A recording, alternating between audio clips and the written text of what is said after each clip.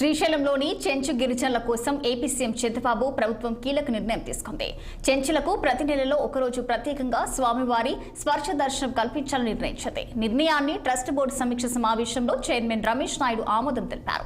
ఫలితంగా ఈ రోజు చెంచు గిరిజనులు స్వామివారి గర్భాలయ స్పర్శ దర్శనం పొందారు. ఈ సందర్భంలో చెంచు గిరిజనులు తప్పెట్లతో చించులు వేస్తూ అలాగే ఆలయ ప్రదక్షిణ చేసి శ్రీ మల్లికార్జున స్వామివారికి ప్రత్యేక పూజలు నిర్వహించారు.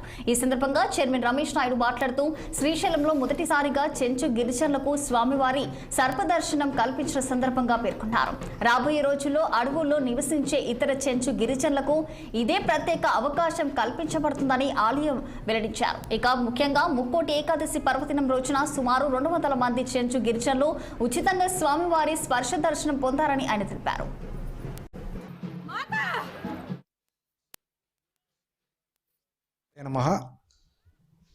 నేడు వైకుంఠ ఏకాదశి పర్వదినం సందర్భంగా శ్రీశైల దేవస్థానం చరిత్రలోనే మొట్టమొదటిసారిగా స్థానిక చెంచు గిరిజనులందరికీ కూడా ఉచిత స్పర్శ దర్శనం నేడు కల్పించడం జరిగింది.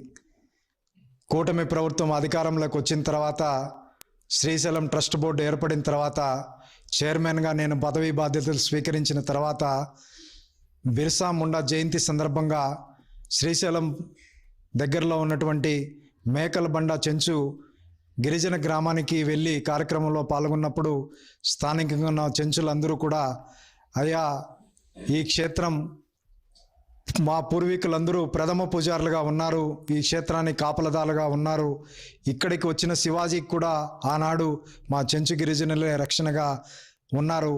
అటువంటి ఈ క్షేత్రంలో మేము ఈరోజు స్వామివారి మా అల్లుడుగా భావించే మల్లికార్జున స్వామి కూతురుగా భావించే మా అమ్మ భ్రమరాంబికాదేవి స్వామివార్ల స్పర్శ దర్శనం లేకుండా పోయింది.